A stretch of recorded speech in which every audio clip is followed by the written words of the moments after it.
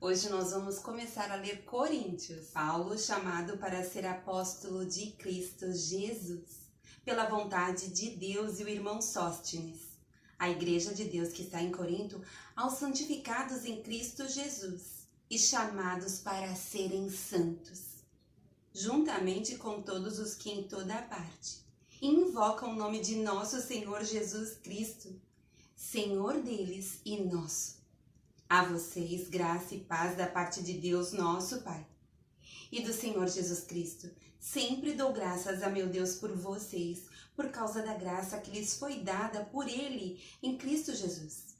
Pois nele, vocês foram enriquecidos em tudo, isto é, em toda palavra e em todo conhecimento, porque o testemunho de Cristo foi confirmado entre vocês, de modo que não lhes falta nenhum dom espiritual, enquanto vocês esperam que o nosso Senhor Jesus Cristo seja revelado. Ele os manterá firmes até o fim, de modo que vocês serão irrepreensíveis no dia de nosso Senhor Jesus Cristo. Fiel é Deus, o qual os chamou à comunhão com seu Filho, Jesus Cristo, nosso Senhor. Irmãos, em nome de nosso Senhor Jesus Cristo, suplico a todos vocês que concordem uns com os outros no que falam, para que não haja divisões entre vocês. Antes, que todos estejam unidos num só pensamento e num só parecer. Meus irmãos, fui informado por alguns da casa de Cloé de que há divisões entre vocês. Com isso, quero dizer que alguns de vocês afirmam: eu sou de Paulo, ou eu sou de Apolo, ou eu sou de Pedro, ou ainda eu sou de Cristo.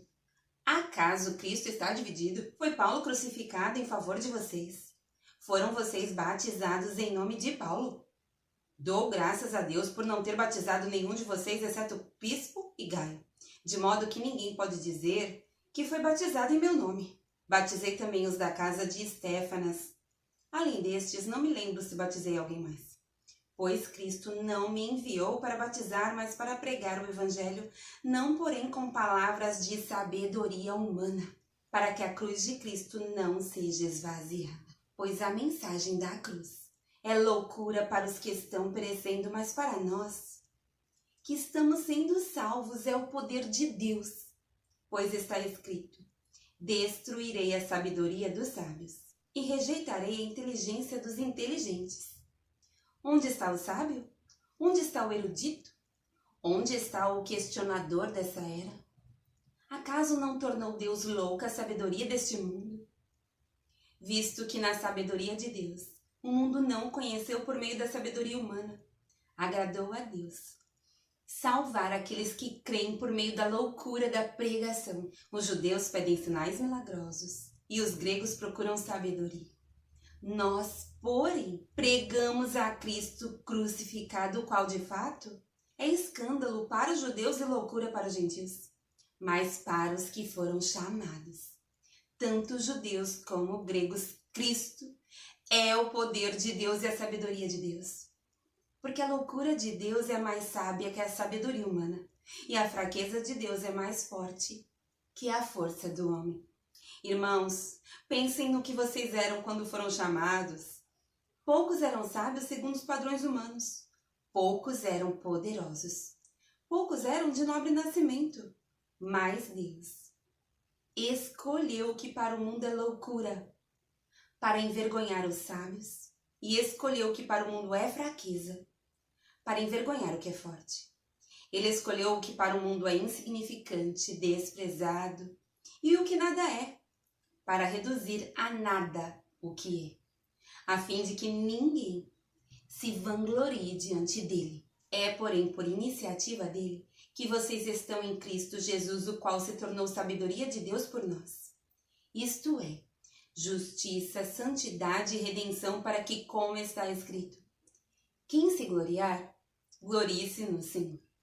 Eu mesmo, irmãos, quando estive entre vocês, não fui com discurso eloquente, nem com muita sabedoria, para lhes proclamar o mistério de Deus, pois decidi nada saber entre vocês, a não ser Jesus Cristo, e este crucificado.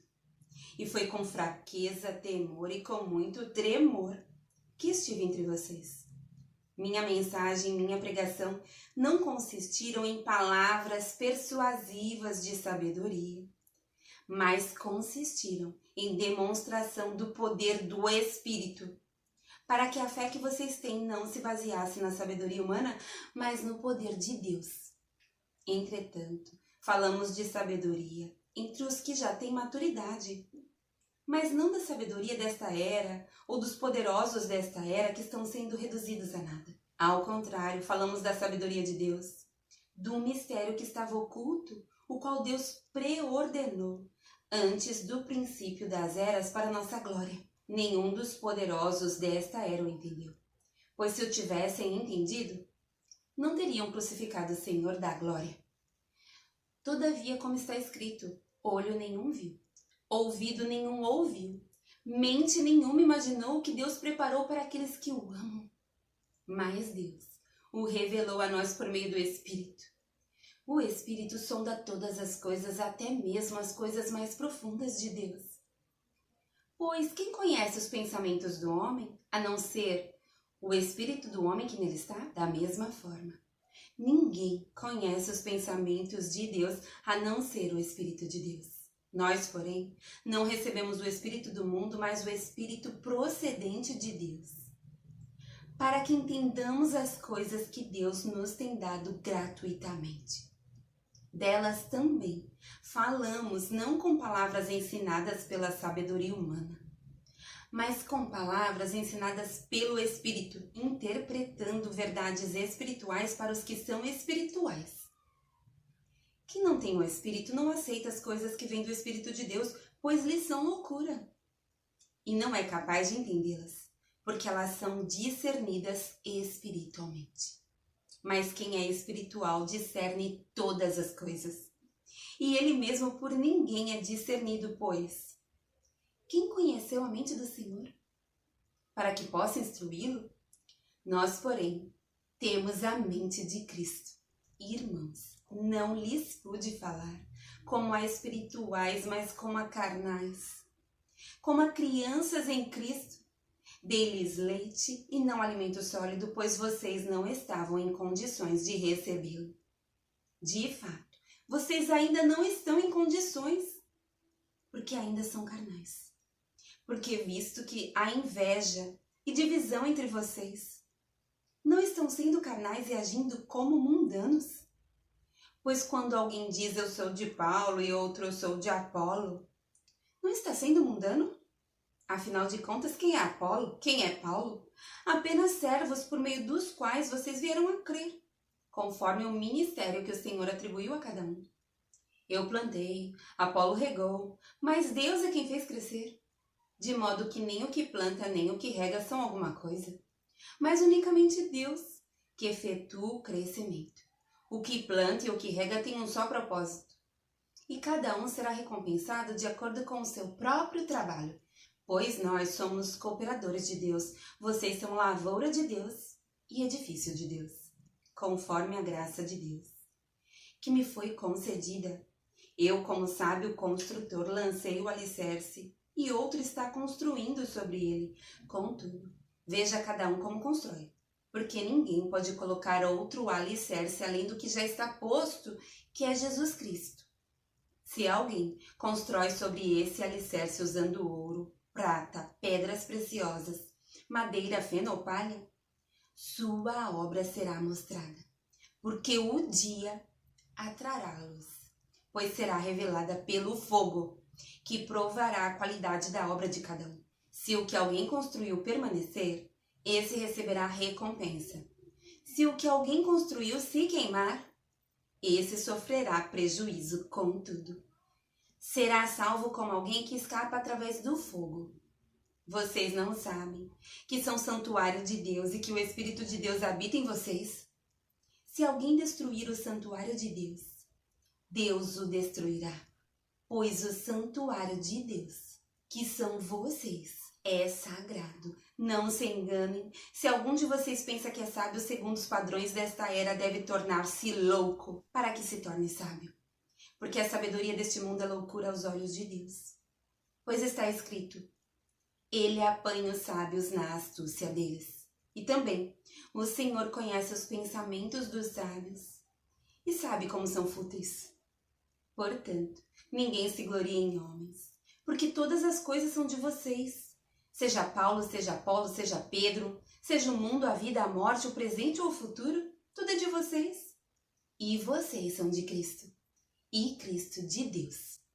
Portanto, que todos nos considerem como servos de Cristo e encarregados dos mistérios de Deus. O que se requer destes encarregados é que sejam fiéis. Pouco me importa ser julgado por vocês ou por qualquer tribunal humano. De fato, nem eu julgo a mim mesmo. Embora em nada minha consciência me acuse, nem por isso justifica a mim mesmo. O Senhor é que me julga. Portanto, não julguem nada antes da hora devida. Esperem até que o Senhor venha.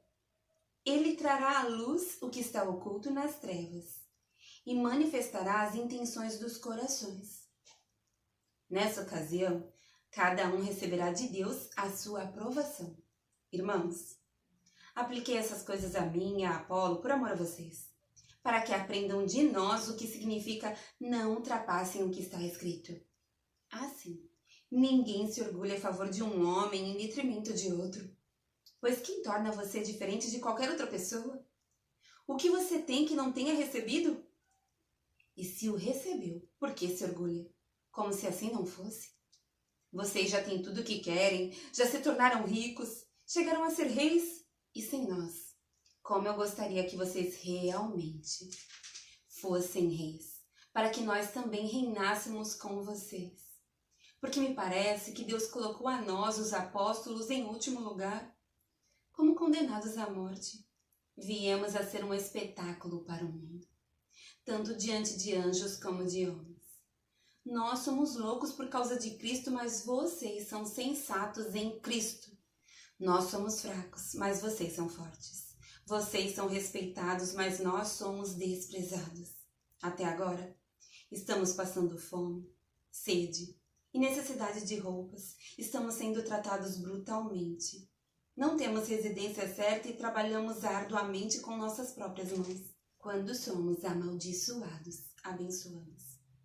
Quando perseguidos, suportamos. Quando caluniados, respondemos amavelmente.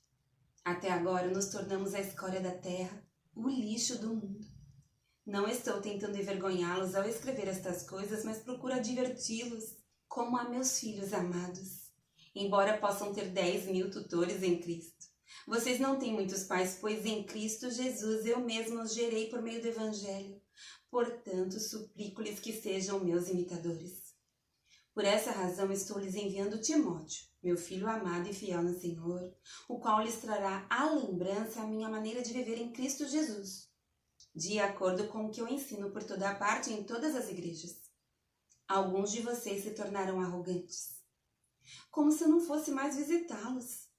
Mas irei muito em breve, se o Senhor permitir. Então, saberei não apenas o que estão falando esses arrogantes, mas que poder eles têm. Pois o reino de Deus não consiste em palavras, mas em poder. Que é que vocês querem? Devo ir a vocês com vara, ou com amor e espírito de mansidão?